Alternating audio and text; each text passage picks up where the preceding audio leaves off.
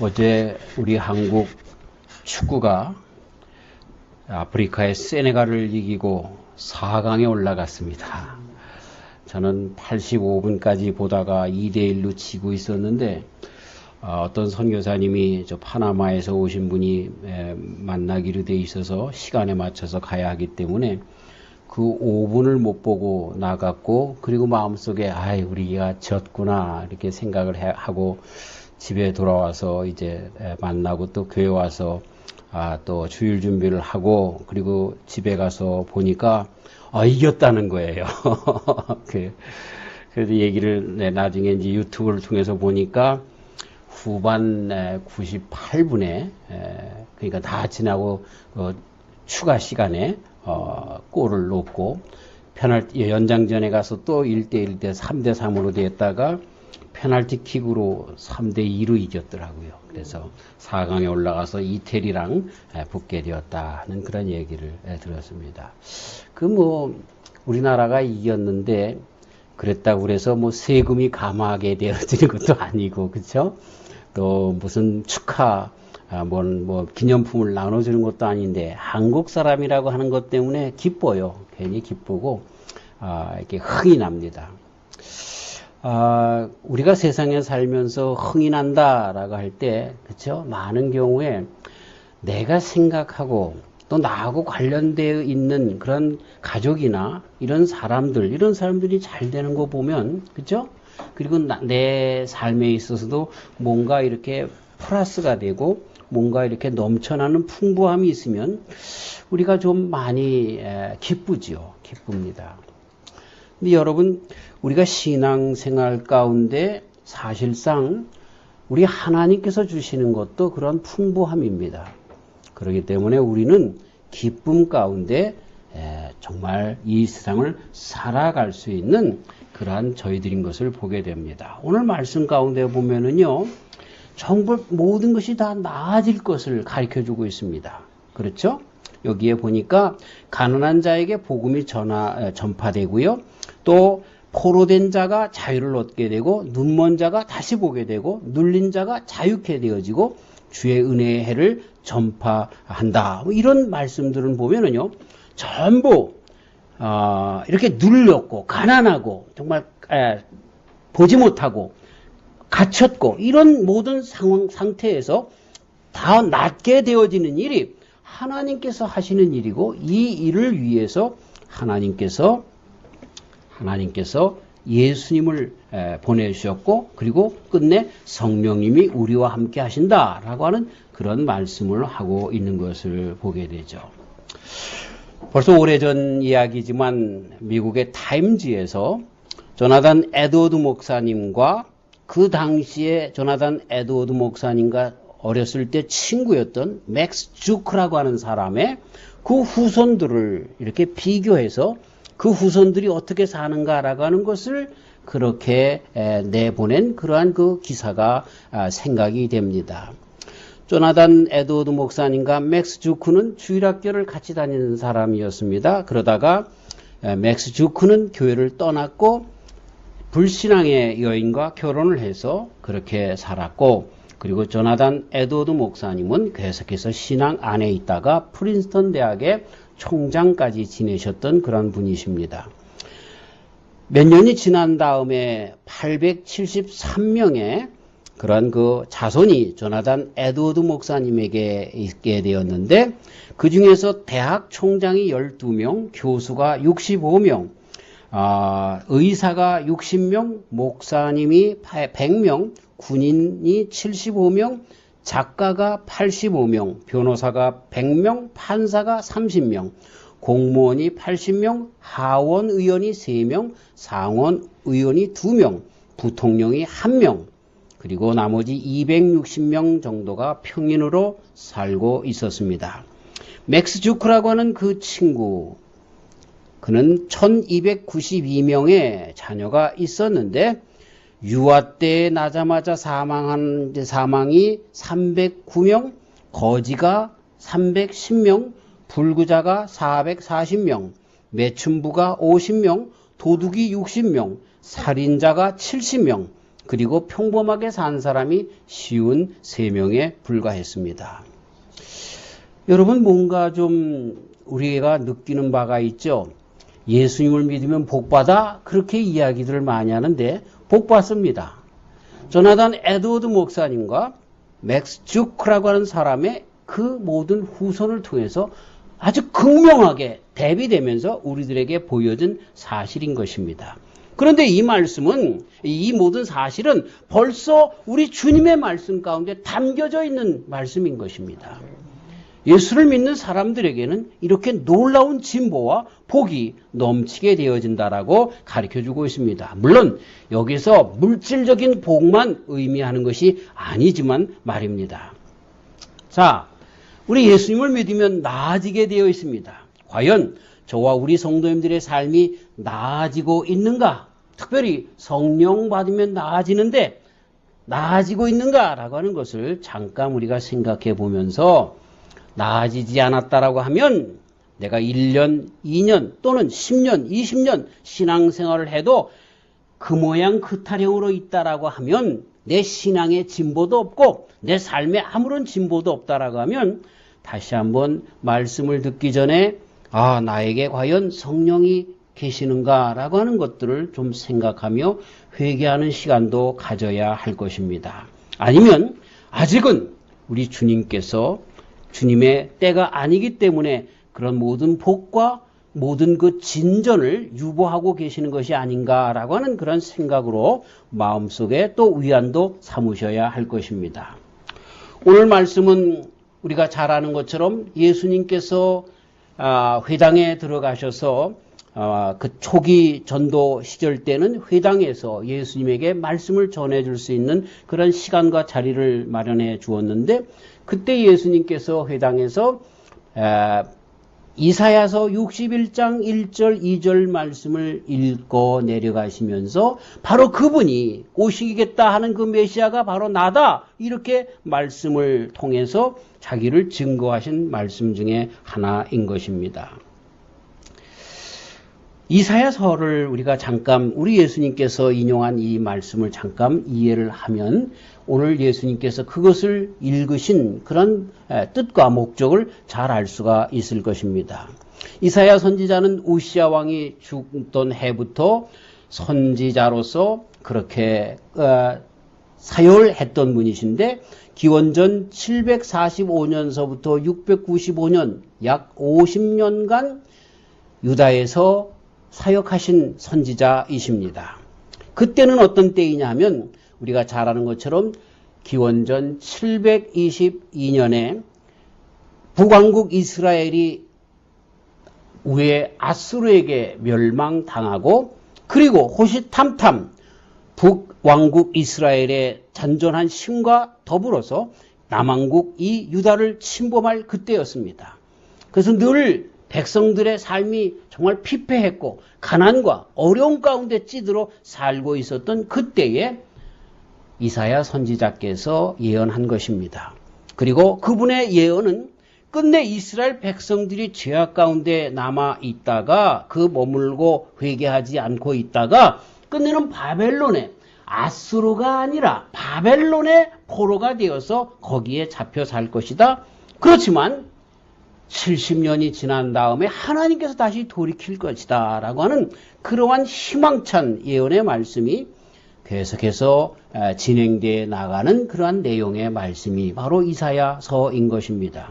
그러면서 이러한 모든 말씀 가운데 함축하고 있는 아주 귀한 메시지가 하나 있었는데, 언제 우리 이스라엘이 정말 그 모든 이러한 모든 이 세상의 압박에서 완전히 해방할 수 있겠는가? 그때는 메시아가 올 때다라고 하면서 이 이사야 선지자가 61장에 바로 그 메시아가 오면 이런 일들이 이루어질 것이다 라고 하는 그런 말씀을 쓴 것입니다. 그것을 오늘 예수님께서 봉독하시면서 읽어드리고 읽으시면서 21절에 이에 예수님께서 저희에게 말씀하시되 이 글이 오늘날 너희 귀에 응하였느니라. 바로 무슨 얘기입니까? 내가 바로 이사야 선지자가 바로 기원전 벌써 750년경에 말씀하신 그 말씀이 바로 나다. 내가 바로 하나님의 아들 메시아다. 이렇게 가르쳐 주시는 말씀이었습니다.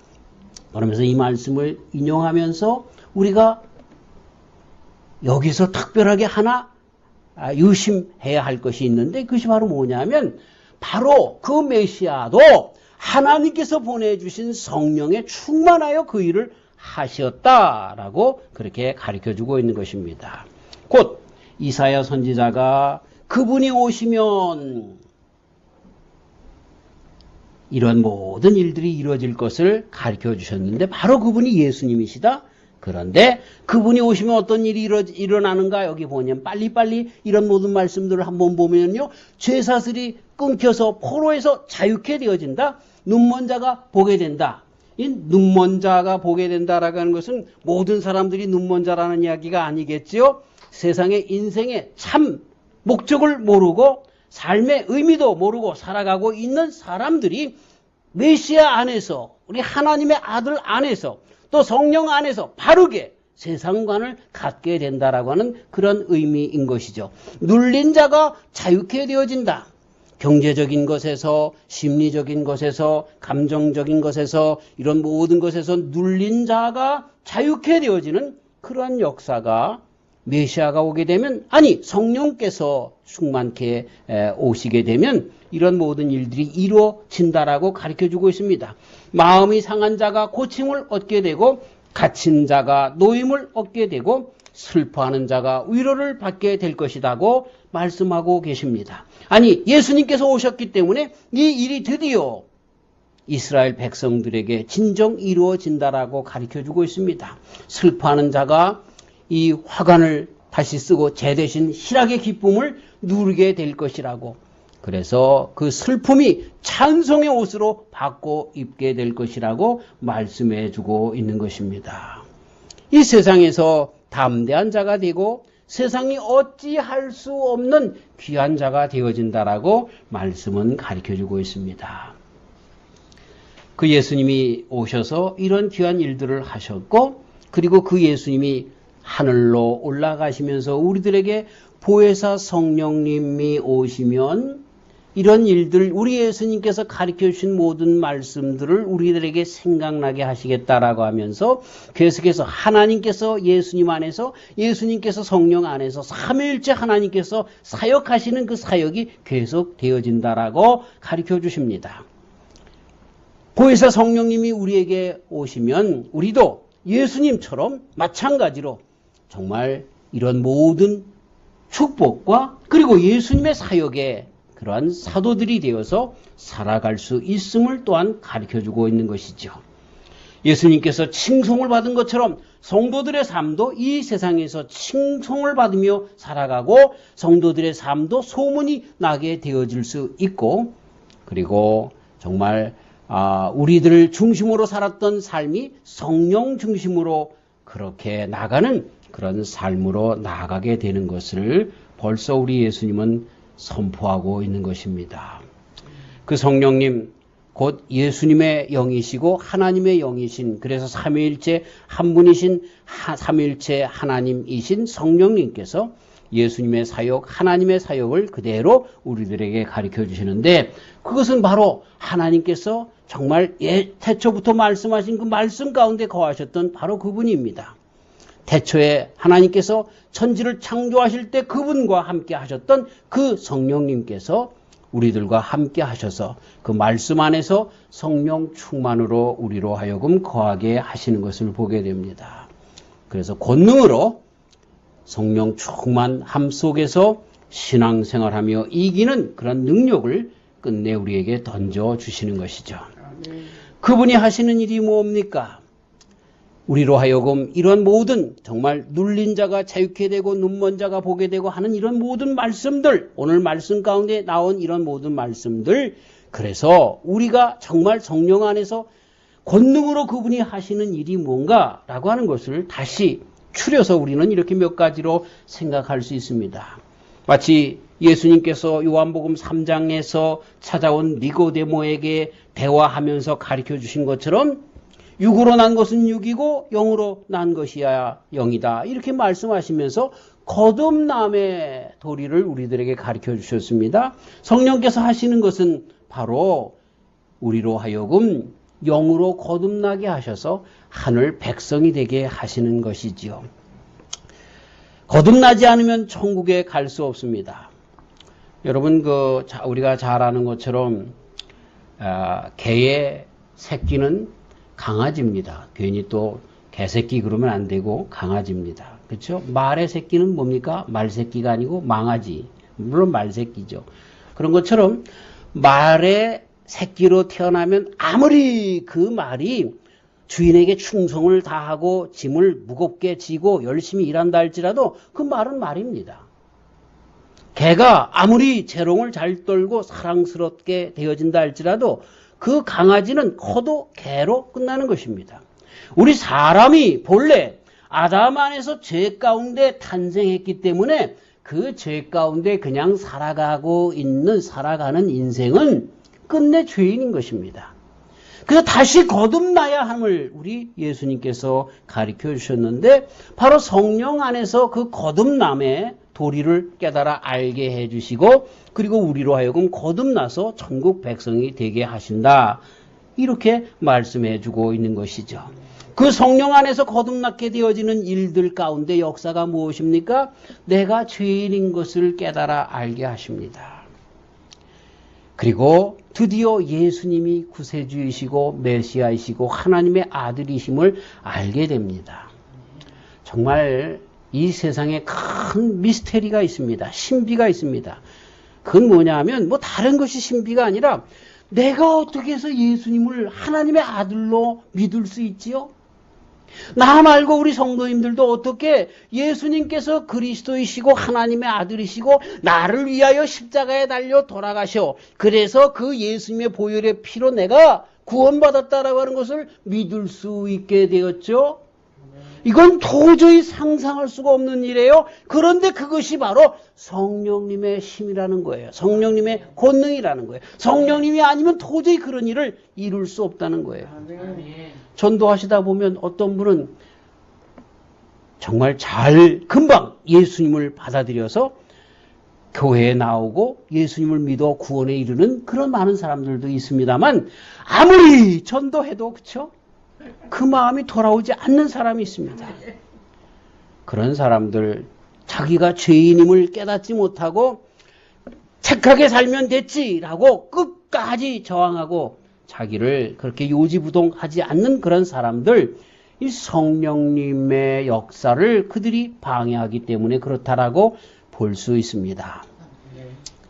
이렇게 우리 성령님은 우리로 하여금 영생을 얻게 합니다. 그래서 거듭나게 한다라고 하는 것입니다. 그래서 하나님께서는 그 정말 죽어가는 인생을 건지십니다. 우리들의 영혼을 그리고 우리들의 가난 가운데서 우리들을 환난 가운데서 건지셔서 하나님의 백성으로 살게 하십니다. 어디 그것뿐입니까? 이 세상 살면서 끝까지 우리 하나님께서는 떠나지 아니하시고 양육하고 계십니다. 건강한 사람으로 독립시켜서 잘 살 수 있도록 부모들이 자녀들을 케어하는 것처럼 그렇게 우리 주님께서는 우리를 그렇게 성령 안에서 보살펴 주고 계시는 것이죠. 하나님의 사람으로 주님의 사람으로 끝까지 설 수 있도록 성령님이 도와주시는 것입니다. 많은 사람들이 성령님의 역할을 구원받는 데 국한시켜서 끝내는 분들이 많이 있는데 그렇지 않습니다. 우리 주님의 성령님은 하나님의 영이시기 때문에 하나님의 거룩한 단계까지 우리가 다 들어가도록 우리를 양육하시고 보호하시고 코치하시는 그러한 분이시다라고 하는 것입니다. 그래서 신령한 양식으로 또 어떤 때는 위로로 그리고 특히 사랑으로 가르치시면서 특별히 십자가의 사랑으로 가르치면서 어떤 때는 책망하시고 또 징계하시고 채찍을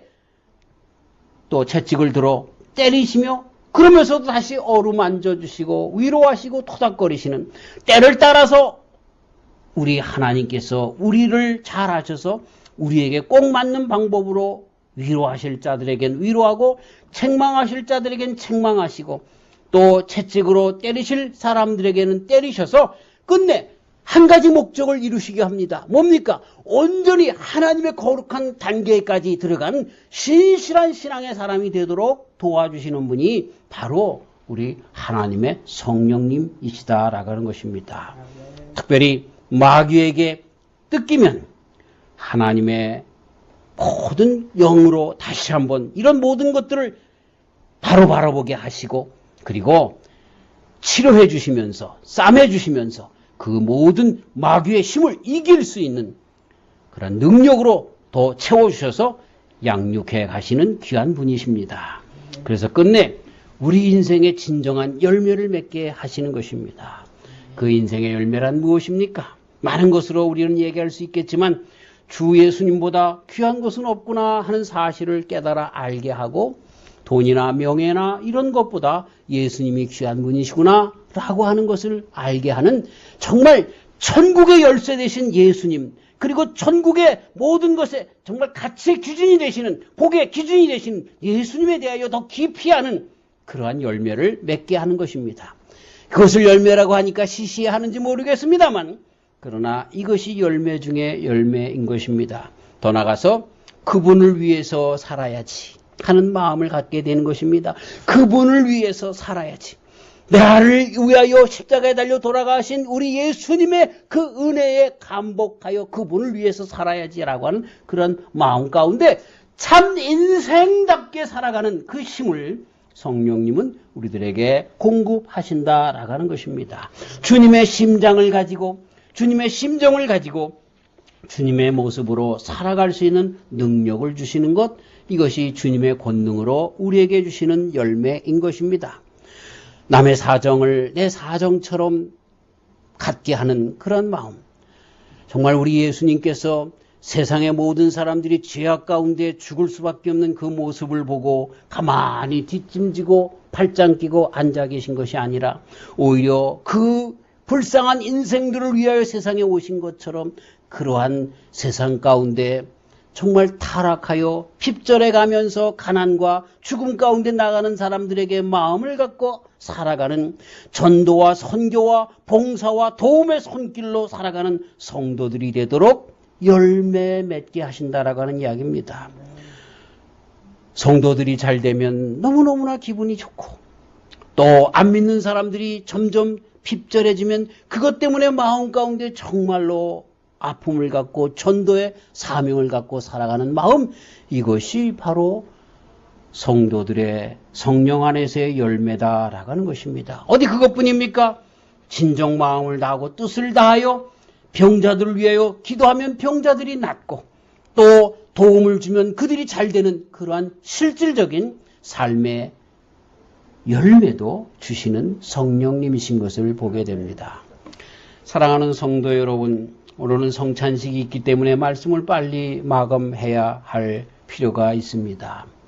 성령님의 권능, 그것을 통하여서만 우리 성도들은 바로 살 수가 있는 것입니다. 예수님께서 오신 이유가 무엇입니까? 구원하시기 위해서 오셨습니다. 그런데 이 일을 어떻게 이루셨습니까? 성령의 권능으로 이루셨다라고 기록하고 있습니다. 사도행전에서도 우리 예수님께서는 성령에 충만하여서 그 일을 가르치시며 가난한 자들을 구제하며 하는 일들을 하셨다라고, 성령 안에서 예수님조차도 그 일을 이루셨다라고 말씀하고 있는 것입니다.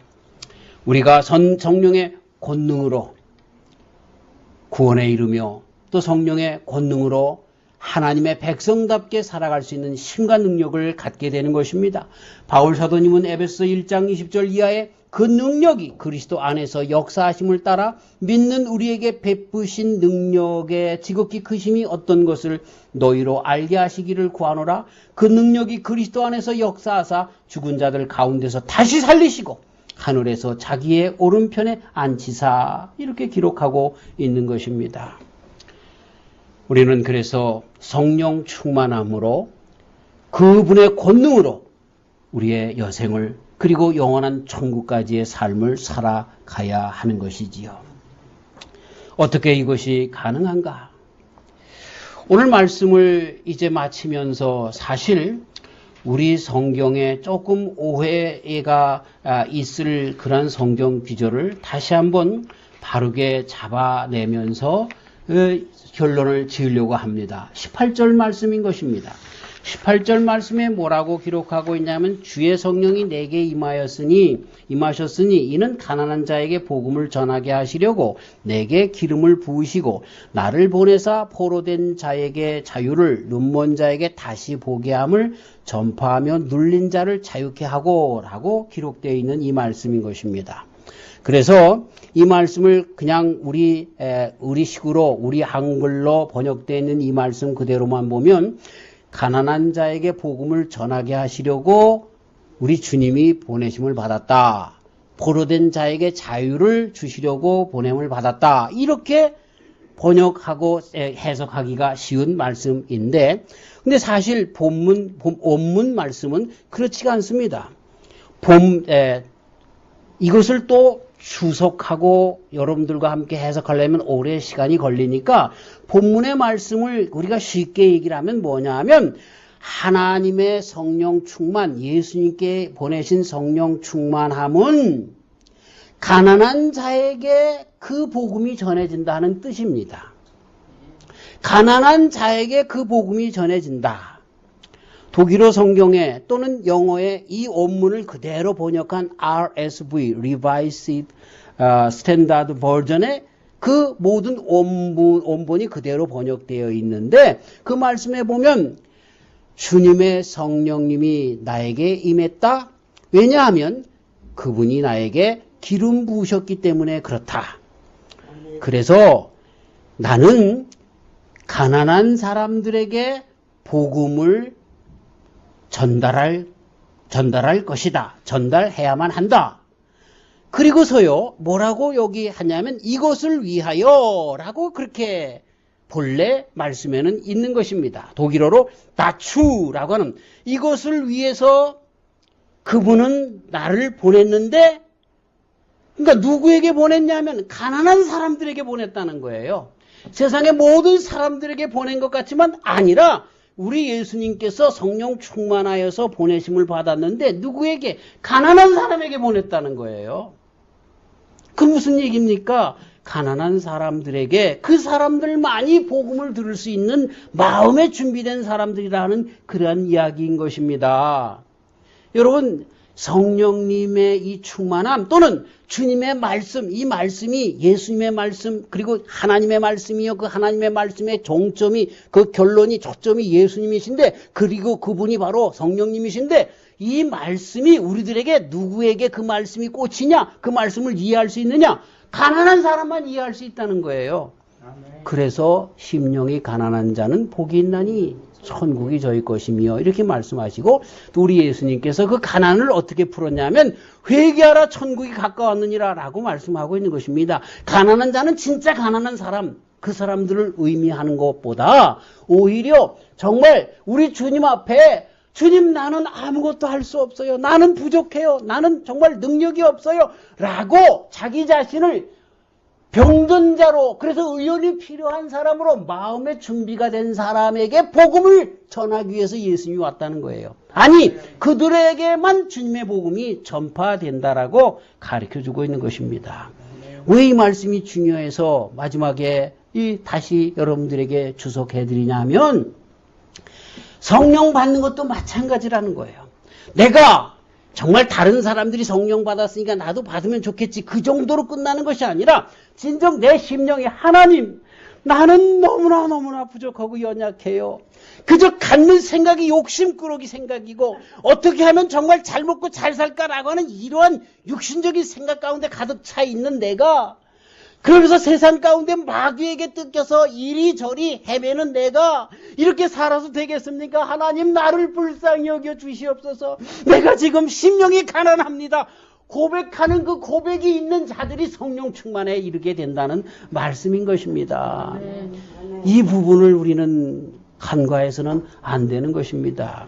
사랑하는 성도 여러분, 성령 충만을 받지 않으면 우리는 이길 수가 없어요. 근데 그 성령 충만의 출발점이 뭐예요? 가난한 자가 돼야 되는 거예요. 내가 가난한 자가 뭐예요? 내게 정말 나는 아무런 능력이 없어요. 나는 매일 죄악에 정말 떨어질 수밖에 없고 사단 마귀가 꼬이는 대로 넘어갈 수밖에 없는 나예요. 너무나 심령이 가난해요. 하나님 불쌍히 여겨 주시옵소서. 내가 병든 자예요. 의원을 주시옵소서라고 간절하게 주님 앞에 내 모습을 내어놓고 내 욕심을 다 내려놓고 기도하는 자들에게, 그래서 하나님의 말씀을 내 말씀으로 받는 자에게, 그래서 주님밖에 없습니다 고백하는 자들에게 성령님이 임하시게 된다라고 하는 겁니다. 그 성령님의 임하시는 가운데 우리는 권능을 받고 이러한 주님께서 허락하신 모든 복을 받고 참 인생을 살아가는 성도로 살아간다는 것이죠. 이 복이 저와 우리 성도님들의 복이 되시기를 주님의 이름으로 축원합니다. 아멘. 하나님 아버지 감사합니다. 성령 강림절에 권능으로 임하시는 우리 성령님에 대하여 배우게 하시니 감사합니다. 배움으로 끝나지 않도록 하시고 마지막에 주신 말씀처럼 가난한 자에게 복음을 전하시려고 우리 주님께서 성령 받으셨는데 우리가 가난한 심령이 되어 그 성령 받게 하여 주시고 가난하여 세상의 모든 것에 질 수밖에 없는, 특별히 사탄 마귀의 권세에서 질 수밖에 없는 저희들이 성령 충만함으로 드디어 구원받을 뿐만 아니라 이기며 양육받아서 하나님의 귀한 백성들로 온전히 서는 백성들 되도록 축복하여 주시옵소서. 우리를 불쌍히 여겨주시고 성령 충만케 하여 주시옵소서. 세상을 이기게 하여 주시옵소서. 예수님의 이름으로 기도하옵나이다. 아멘.